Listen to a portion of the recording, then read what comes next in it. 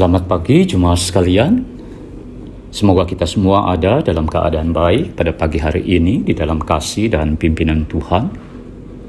Puji Tuhan, kembali kita dapat merenungkan firman Tuhan dalam GKJ Menyapa edisi Kamis 30 September hari ini. Kiranya firman Tuhan senantiasa memberkati kita untuk kita dapat menjalani kehidupan kita sesuai dan seturut dengan firman Tuhan. Kita tetap kuat di dalam kuasa dan kasih Tuhan. Pagi ini jemaat sekalian, saya ingin mengajak kita untuk membaca Alkitab firman Tuhan dari Kisah Para Rasul pasal yang kelima, ayatnya yang pertama sampai dengan ayatnya yang keempat. Demikian, ada seorang lain yang bernama Ananias. Ia beserta istrinya Safira menjual sebidang tanah. Dengan setahu istrinya, ia menahan sebagian dari hasil penjualan itu, dan sebagian lain dibawa dan diletakkan di depan kaki rasul-rasul. Tetapi Petrus berkata, "Ananias, mengapa hatimu dikuasai iblis, sehingga engkau mendustai Roh Kudus dan menahan sebagian dari hasil penjualan tanah itu? Selama tanah itu tidak dijual, bukankah itu tetap kepunyaanmu? Dan setelah dijual, bukankah hasilnya itu tetap dalam kuasamu? Mengapa engkau merencanakan perbuatan itu dalam hatimu? Engkau bukan mendustai manusia, tetapi mendustai Allah." Ananias dan Safira, jemaat sekalian, siapa yang tidak kenal dengan kedua nama ini? Sebagaimana yang disaksikan di dalam pembacaan kita, ketika kedua nama ini disebut, yang langsung teringat dalam pikiran kita adalah perbuatan negatif yang mereka lakukan, menipu Rasul Petrus dan mendustai Roh Kudus. Benar jemaat sekalian, itulah yang dilakukan oleh mereka, Ananias dan Safira. Perbuatan yang mereka lakukan memang sangat tidak patut untuk dicontoh, apalagi ditiru. Memberikan persembahan seolah-olah semua uang hasil penjualan tanah mereka dipersembahkan, padahal sebagian mereka tahan.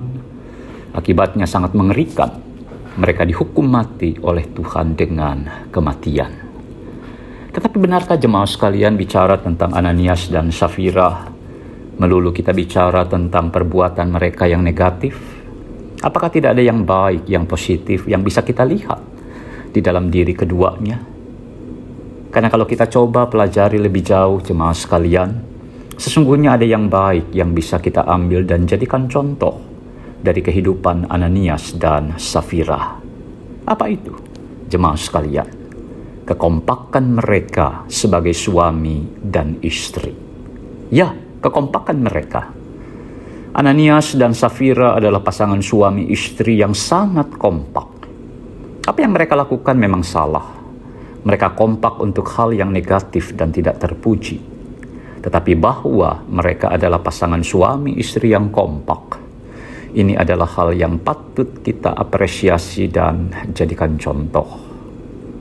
Berapa banyak jemaah sekalian dalam kehidupan kita, bagaimana suami dan istri tidak hidup di dalam kekompakan.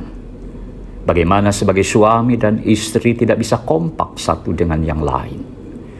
Tuhan Yesus dalam Matius pasal yang ke-19 ayat yang ke-5 dan 6 mengatakan bahwa setiap pasangan suami istri yang dipersatukan Tuhan, mereka bukan lagi dua, tetapi satu. Rasul Paulus dalam Filipi pasal yang kedua, ayat yang kedua sampai dengan ayatnya yang kelima, menasehatkan supaya kita hidup sehati sepikir, seia sekata, dan satu tujuan. Di dalam kekompakannya, jemaah sekalian, itulah yang dilakukan oleh Ananias dan Safira. Mereka sehati sepikir, seia sekata, dan satu tujuan. Sebagaimana Ananias dan Safira sebagai suami dan istri, tentunya kita dipanggil untuk hidup di dalam kekompakan, di dalam kesehatian satu dengan yang lain. Tetapi kita diingatkan oleh firman Tuhan, jangan kompak asal kompak, sehati asal sehati. Apalagi kompak dan sehati untuk melakukan hal-hal yang negatif yang Tuhan tidak berkenan. Tetapi mari jemaah sekalian, sebagai suami dan istri kita jalani kehidupan kita di dalam kekompakan dan kesehatian untuk melakukan hal-hal yang positif dan berkenan kepada Tuhan. Sebab itulah yang dikehendaki oleh Tuhan. Nah, jemaat sekalian, mari kita jalani kehidupan kita sebagai suami dan istri dengan baik dan benar. Selamat kompak dan selamat sehati. Tuhan memberkati. Amin.